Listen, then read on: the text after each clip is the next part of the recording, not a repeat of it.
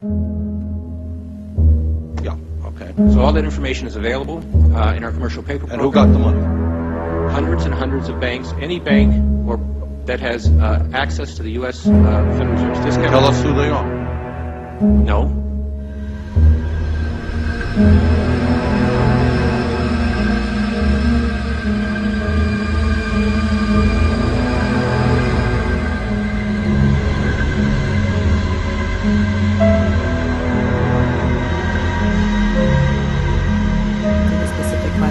So are you telling me that nobody at the Federal Reserve is keeping track on a regular basis of the losses that it incurs on what is now a $2 trillion portfolio? Or to respond in any other way to that particular... Mr. Chairman, my time is up, but I have to tell you honestly, I am shocked to find out that nobody at the Federal Reserve, including the Inspector General, is keeping track of this. First, let's call it federal, to make it sound like it's a government operation. Next, let's add the word reserve to make it seem like there are reserves somewhere. Next, let's add the word system. National debt has grown too large for the national debt clock. The debt has been piling up so fast lately they had to drop the dollar sign to make room for an extra digit as the number turned over.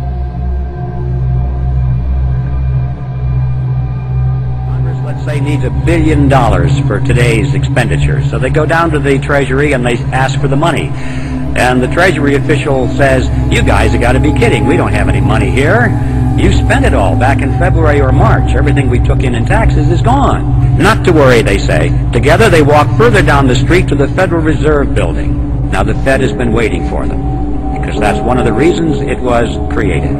They walk in, and the officer at the Federal Reserve opens up his desk drawer, pulls out a big checkbook, and he writes a check to the United States Treasury for $1 billion. Now, we need to ask a question at this juncture. Who put that $1 billion into the checking account at the Federal Reserve so that they could lend it or give it to the government? Where did that money come from? And the amazing answer is, there is no money. In fact, technically, there isn't even a checking account. There's just a checkbook.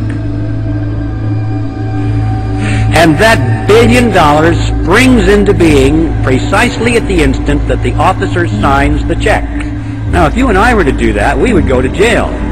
This is the reason the government is in this partnership, because the government has instant, easy access to any amount of money at any time without having to go to the taxpayer and ask for it in the form of direct taxes. But that's why the government is in it. The money that was created out of nothing and given to the government was spent by the government for its projects.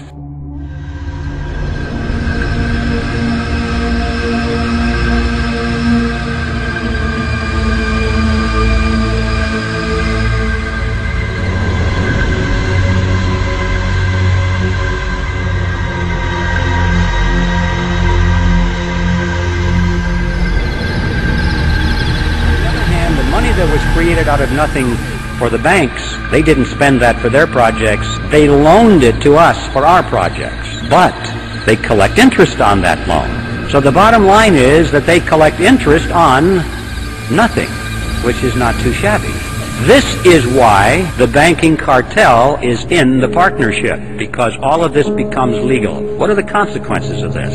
This money that is created out of nothing goes out into the economy, and these new dollars dilute the value of the old dollars that were already out there. When you pour all these new dollars into the economic pot, it dilutes the dollars that are there, and so prices start going up and up and up. We have this phenomenon of inflation, which is the appearance of rising prices. I emphasize the word appearance because in reality prices do not rise. What's really happening is that the value of the dollar is going down.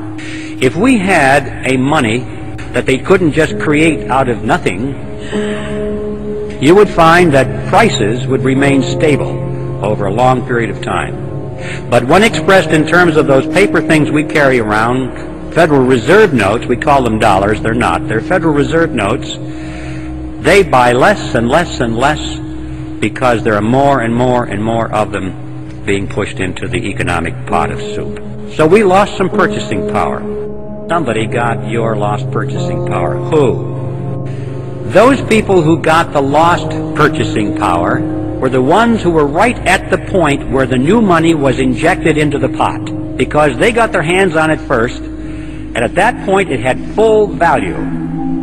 But by the time they spent it and gave it to the next person, and then they spent it and it started moving out toward the edge of the pot where most of us are, then it lost its value. But the ones up at the nozzle were the ones that had gained on our lost purchasing power. Those who gain your lost purchasing power are the two groups that comprise the partnership in the Federal Reserve System, the government and the banking cartel. Now, this process is a tax. I don't care what you call it, inflation, or what name you want to give to it, it is a tax. This is why these two groups are in the partnership. On the government side, they are able to tax their citizens in any amount, unlimited amounts of money, without the people even knowing that they are in fact paying a tax. And on the banking side, they're able to collect perpetual interest on nothing. What would you say to the majority of this Congress who has now co-sponsored the bill to require audits of the Federal Reserve? Do you think it would cause problems for the Fed or for the economy if that legislation was to pass? My concern about the legislation is that if the GAO is auditing not only the operational aspects of our programs and the details of the programs, but is making judgments about our policy decisions, that would effectively be a takeover of monetary policy by the Congress, a repudiation of the independence of the Federal Reserve, which would be highly destructive to the stability of the financial system, the dollar, and our national economic situation.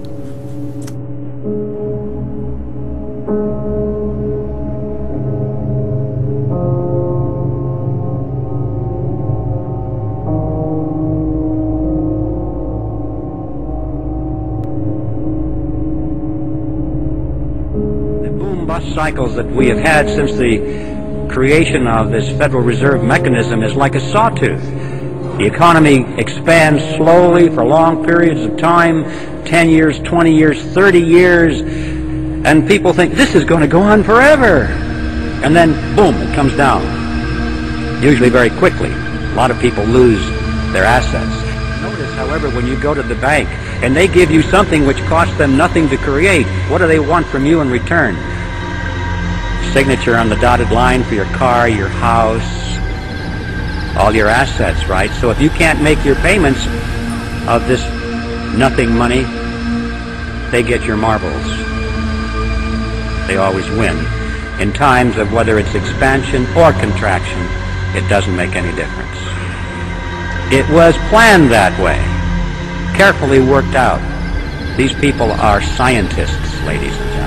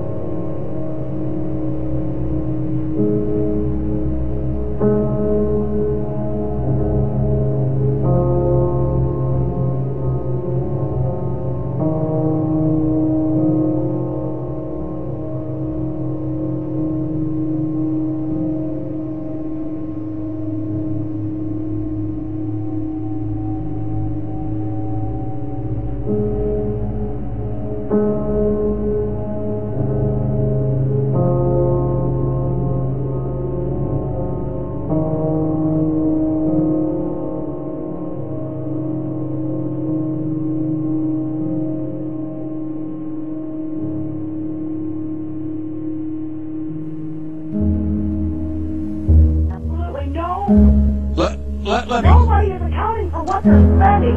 You got people and families out here in the United States that are struggling. I just paid $600 for the utility bill in 1 week. Yes. I haven't got enough money to feed my family. I make too much to get food stamps. I don't even make $10 an hour. Right. Now, if you took that money and subdivided it between the taxpayers in this country, we would stimulate the economy. You know why? Because we want pay off bills, pay off tax debts, create jobs, and buy stuff that we need. Oh, That's how you stimulate the economy. I'll take my answer off the phone. Thank you.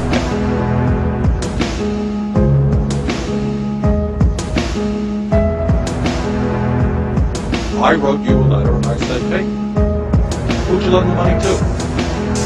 What were the terms of those loans? How can my constituents in Vermont get some of that money? Who makes the decisions? You guys sit around in a room, you make it? Are there conflicts of interest?